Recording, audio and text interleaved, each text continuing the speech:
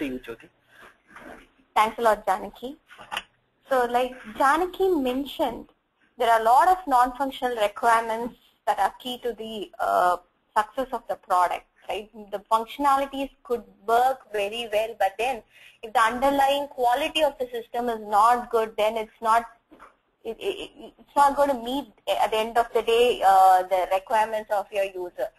Say for instance, the functionality works well, but then when 2 or 3 people even log in, then it fails, or the response time of the system is very slow. The entire user experience goes for a toss, and no matter how much effort we put in building these functionalities, the end goal is not met, right? So that's the importance of the non-functional requirements in any application. And 2 very common important non-functional requirements are scalability and performance. So what is scalability? It's the ability of the system to respond to higher load. What could a higher load mean? It could be either an increase in user concurrency. Today, maybe the system supports 500 users, but later on, there could be a requirement to support 5,000 users. So the way your system is working today or functioning today with 500 users, you should be able to take the same system and make it work for 5,000 users without having to change your application at any level. So that's what is called scalability. Now, it's just not user concurrency. It could be the load of volume that is being transactions. Say for a payroll system, you could be maybe working with 1,000 records today, and later on you should be able to process 1 million record or so. So there the data volume that's processed could become higher. So as a whole, the load that is being handled by the system, be it concurrency, be it the volume of transaction, be it the network bandwidth that the application experiences, if it grows exponentially, the application should be able to handle it with grace. So that's what is scalability. Now, what applications need scalability? Now, not every single application that's written for every enterprise needs to go through this vigorous exercise of scalability, but there are few kinds of products or applications where scalability becomes extremely important. And to name a few are SaaS multi-tenant applications. If you take SaaS-based applications, which are applications that are centrally hosted and being served to the clients via network, and especially as a deployment model, if it is multi-tenant in nature, we'll see more about what multi-tenancy itself is. But to explain in very short term, it's the ability of the system, single instance, to serve multiple customers. Say they would, you could take an example as Salesforce.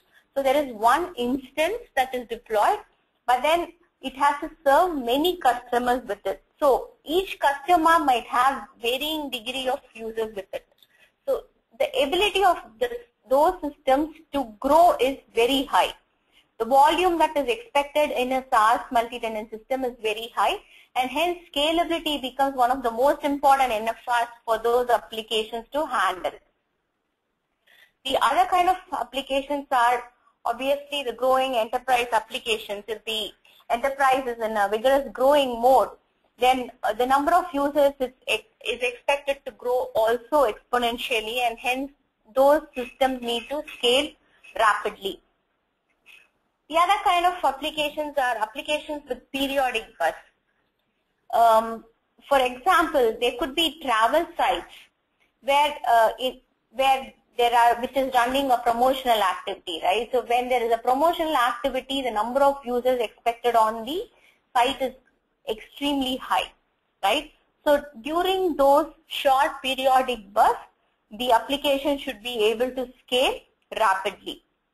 And similarly, any consumer-facing internet applications like banking or e-commerce applications again need to scale rapidly. So these are the kinds of applications where scalability becomes one of the most important non-functional requirement for growth. So what are the general approaches for scaling? So there are two obvious approaches. One is scale up. Scale up is very easy to handle. This is simply adding on resources. So you have a specific memory, specific CPU power, a specific bandwidth today. You increase those and hence handle more volume, right? So that's scale up.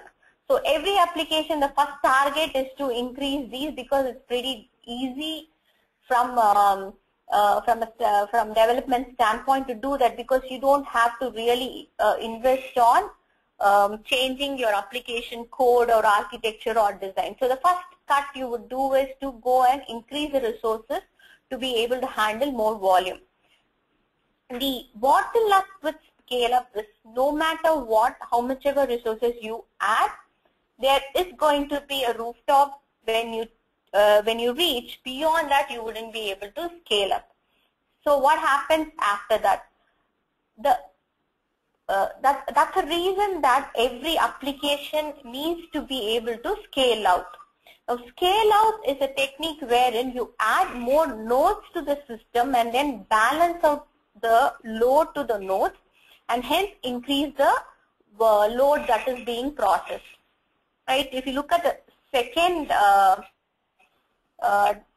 diagram, you're adding more nodes. So today, maybe there are 2 servers processing 500 requests, and later when you increase, say, like 20,000, you just add on more servers to it and make it process more load. So that is what scale out is about. So it's very important that on a long term, your application or a product is able to be scaled out and just not be able to be scaled up. So let's take any application. So what are the layers or tiers that any application or a product would have? It generally has a presentation layer, which is responsible for the rendering of UI. It could either be a web or a TIC client. The second layer is obviously the business logic layer or the application layer. This is where the business processing or the business functionality runs. The data storage layer, which typically takes care of all your data access, manipulation logic. Now, we look into each of the layers and discuss the best practices and patterns on scaling out each of them. Web and business layer scalability, it's almost the same. You have either a web server or an application server which is running the presentation tier or the business logic functionality. The one obvious way to scale it is by scaling up, which is adding more resources to it. Now, the way you scale out is typically by adding a load balancer in front of the web server or the application server. Now, thankfully, most of the web servers or application servers inherently support load balancing mechanisms, and hence it could either be a software load balancer or a hardware load balancer. You add the web server nodes or the application server nodes to a farm and then have a load balancer before that, and then the load is automatically distributed. So with the current technologies, achieving this is very easy, and especially when you are your application is either based on Java or .NET or Ruby on Rails. Even from an application coding perspective, being able to scale out and web layer or an application layer is going to be extremely easy. But apart from that, there are few design level considerations that one should take so that your web and application layer is able to be scaled out, right? So what are they? The application should have a centralized out-of-process session usage. What happens is there are different nodes in the system, right? Like web server 1 and web server 2 are going to be serving the request. So if the session is in memory, the session that's available for web server 1 is not going to be available for web server 2. So hence, the problem is you lose the session and then the application starts behaving differently. Hence, in a load balance environment, you need to go for an out-of-process session or a centralized session. So most of the technology supports either a database-driven session or a completely separate state server for maintaining session. So you should adopt to one of these in a scaled-out scenario or a load balance scenario. And same is the case with the cache usage. From a cache, again, if you go for an in-memory cache, the cache that you're using for web server 1 or an application server 1 is not going to be available to a web server 2 or application server 2, and hence you're going to miss out data. So what you need to do is to go for techniques like distributed caching or say a centralized cache store that all your web server or application server talks to. So this is one thing that a lot of applications do not handle, and hence once they scale out, they realize that caching becomes a problem. So session and cache are very, very important to manage, and the way it is architected is very important in scaling it out later.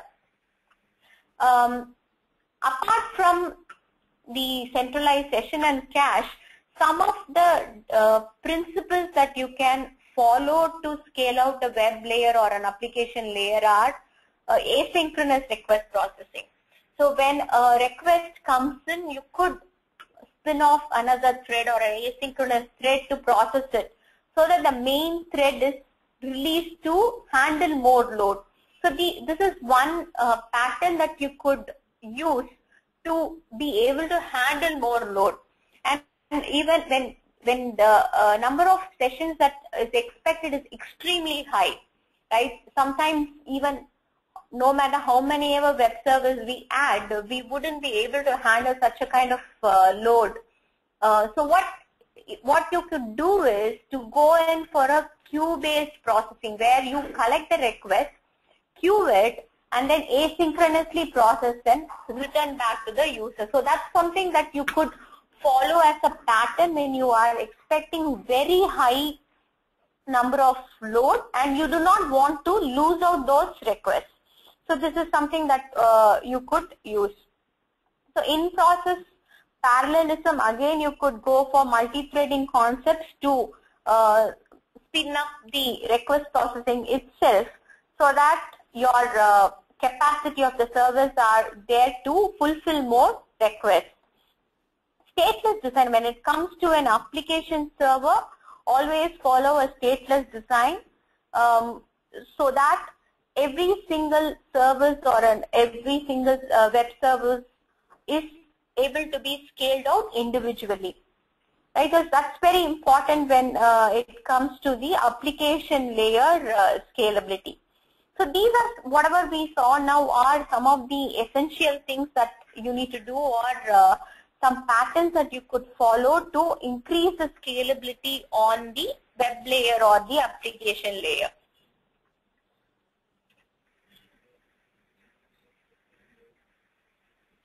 Now, moving on to the database scalability. Web-bound application level scalability is actually easy. The most difficult portion to scale out in any application is the database. The inherent nature of the database dealing with storage, right? Its state becomes very important, hence it's very difficult to scale out a database. Now, what are some of the choices you have? The first choice you might have to take architecturally is whether you need to go for a SQL-based storage or a NoSQL-based storage. So, what is a NoSQL-based storage? It's not a relational DBMS. It's a flat storage, could be stored as either a key value or just an object store, or it could be a graphical node storage. It does not deal with the typical RDBMS concepts like be it referential integrity or and so on.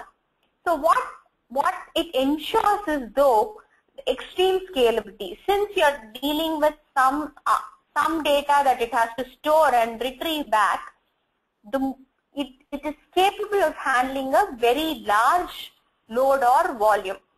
So that's the advantage that you get if you move to a NoSQL database. But then not every kind of application can benefit from a NoSQL database, and it's very difficult to write all the application based on this as well. So when do I go for a SQL and when do I choose a NoSQL is a common